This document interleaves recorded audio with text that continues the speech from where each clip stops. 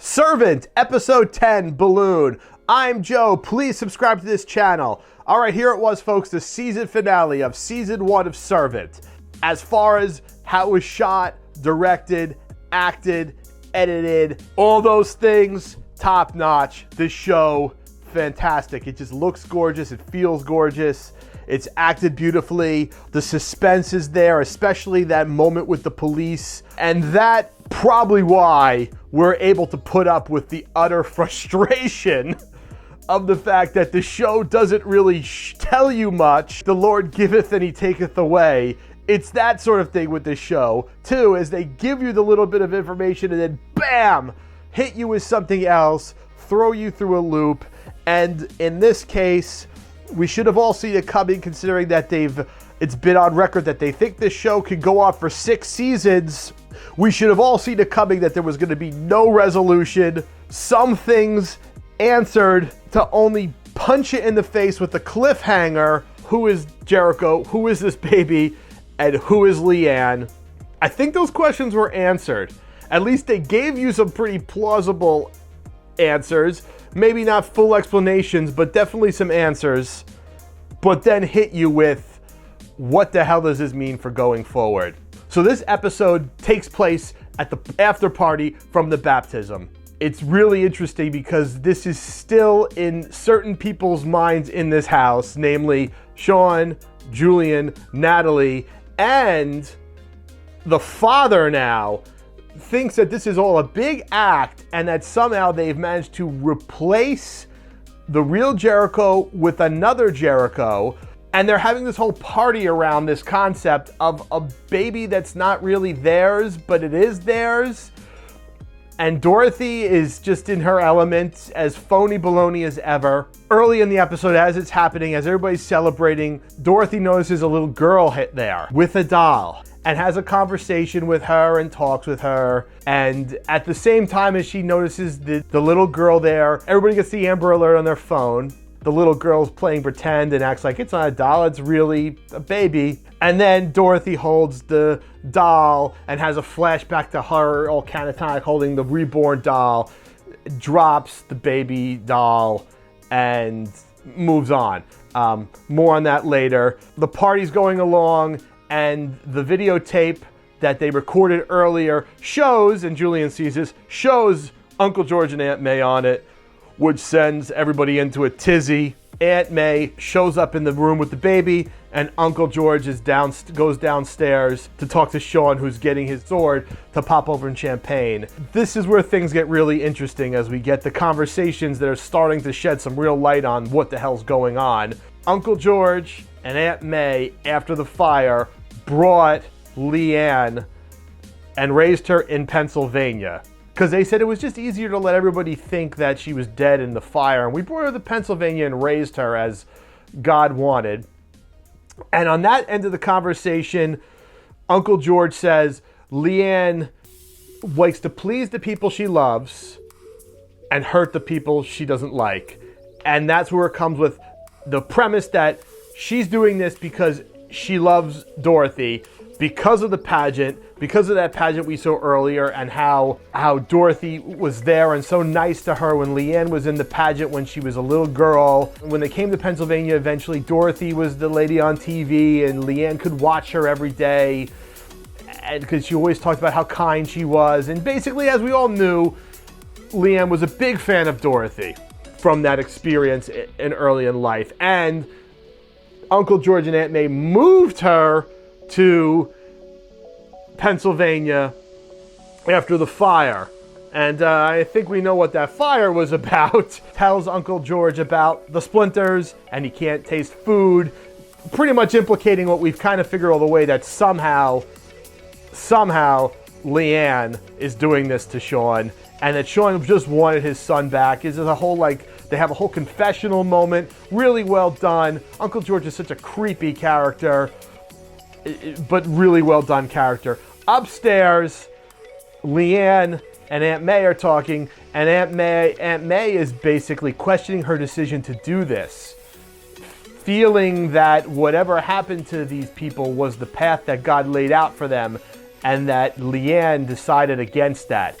meaning that the baby had died, they were meant to suffer, but Leanne's come and brought the baby back. That's the implication we're getting. And that's the implication we get towards the end of the episode when Shawn says, I know my son when I hold him. She brought him back. Aunt May basically telling Leanne, you gotta come back to us. You're our servant, not theirs.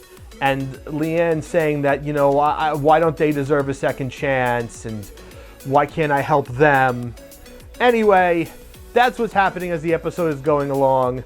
Dorothy finally starts acting like a reporter. I know you from somewhere. And then after the party's over, Dorothy starts going through her old tapes, her old DVDs of her news reports. And let me just make sure I wrote this down so I make sure I get it right. The Church of the Lesser Saints, a cult in Wilmington, which is on the other side of Pennsylvania, led by cult leader May Markham. And she's there reporting on it, reporting on this cult leader's compound and the standoff with the police that ends in gunfire and explosions. And that's where Dorothy is. Dorothy realizes who Aunt May is and sees that she was a cult leader, then goes upstairs, and of course we have this really cleverly done thing where when Dorothy goes up the stairs, opens the door, you see someone in a hazmat suit holding the dead baby, and then, you know, Dorothy goes over the crib and sees the reborn doll again, because that kind of takes us back to what happened a little bit earlier in the episode, which was that we see Leanne punishing herself and she takes off into the streets. Before that happens, we also see Shawn holding his hands over the flame, trying to test his pain level. So who knows where we're left with that. Is he all of a sudden going to feel some pain when Leanne's gone? Leanne walks into the middle of the road and there's a whole cult. And there's Uncle George and Aunt May, and there's a whole cult around her. She walks up to Aunt May, and May hugs her. The whole cult comes around. Big, nice group hug. Police drives down the street, sees the group hug in the middle of the road, backs his car up, and poof, the whole cult is gone. Baby Jericho is back to a reborn doll. Shawn's about to feel some serious pain because Leanne's gone, and that's what we're left with. So, we are left with the impression that Leanne is something supernatural. Leanne is part of this cult. Somehow along the way, Leanne's family was killed and she was brought into this cult. Is it her real aunt? We don't know. Is she even related to this lady? We don't know. Aunt May said, come home, both of you. Who's the other one? Did somehow she take Jericho with her? Is that some kind of spirit she carries around? We don't know. All we know is that Jericho's gone, Leanne's gone, the cult disappeared like a fart in the wind, Dorothy's starting to remember. We gotta wait until this show comes back, God knows when, probably at the end of this year, to see where things are going. I'm sure there's gonna be people upset about the cliffhanger they left us on. Shawn is making a croque creme rouge. I don't know if I said that right. It's a French pastry. It's a big tower French pastry that he drizzles some caramel on, and it's beautiful and it's gorgeous. And it has placenta in it, folks. That is what Shawn does with the placenta. He was saving it to make a nice French pastry. Shawn definitely likes to challenge people's culinary senses. And it was kind of, I guess they were trying to have a little humor with how much Isabella, who's at the party acting all cranky and bitchy and catty, how much she enjoys the flavor of the placenta delight, I guess we'll call it. I've seen the publicity stills and I remember the shot of the trailer with the police coming in, and I'm thinking, all right, the Amber Alert's probably going to be for this little girl. She probably wandered in here. She probably doesn't belong here, and that's what the Amber Alert's going to be for. That's what's in my head. But still, that was chilling when the police came in, because they set it up so beautifully. They set up all the different little pieces there. The police come in, Mrs. Turner, they say Mrs. Turner. Roscoe's there, Wanda is standing there. Before we thought had something to do with Leanne taking the baby out of the house to trick Julian. Shawn's gripping the broken bottle top so tight that he's bleeding. Everything about that moment, Julian's face, everything about that moment leads you to think that they're going to say this is a stolen baby and they've come to take it. It's so beautiful. Or maybe they're thinking that there's a dead baby in the basement. Whatever it is, the tension, fantastic. And then they just pop it like a balloon.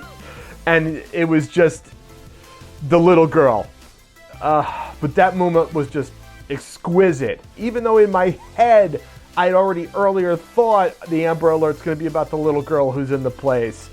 They sucked you into that moment that maybe it was going to be some big, awful reveal. Well, you know where Dorothy gets her talent for putting on a face, her talent for BS, from the father who gives his speech to everybody and approved by the man upstairs. Now you know how it runs in the family. Where are we now? We think Leanne's supernatural. We think she made Jericho come back to life after the events of the death of the real baby Jericho. Aunt May is a cult leader, and this is a cult around her. And the cult disappeared in the middle of the road. So who knows if they're even alive? Dorothy's starting to remember. Dorothy now sees who Aunt May was. So Dorothy's probably going to start to remember and want her baby back after the baby was living in the house. Is Sean going to start feeling pain again now that Leanne's gone? What happened to Roscoe? Was Roscoe just murdered in the middle of the street? That's what we're left with. Those are the questions that need to be answered in season 2. And just one other side note, director is suing them because she thinks it was like her movie. I didn't watch that movie. I read the synopsis of the movie. And her complaint was them being sexist and putting this show through the male's eyes because of things like Julian and Sean talking about, is the babysitter hot? So it's like, this is why we can't have nice things. Everybody wants to complain about something. You know what? Who knows? Maybe they ripped off the concept a little. They claim they didn't watch it. And calling them sexist because the guys are like, you know, judging women and talking about, is she hot? What do you think guys are like in real life? I mean, come on. I hope you enjoyed my videos. Please subscribe to this channel. Please tell your friends to watch Servant if they haven't, and then watch my reviews. All 10 episodes are reviewed on this channel. There'll be a link here if you want to see all my reviews. Please subscribe to this channel. Until next time, I'm Joe.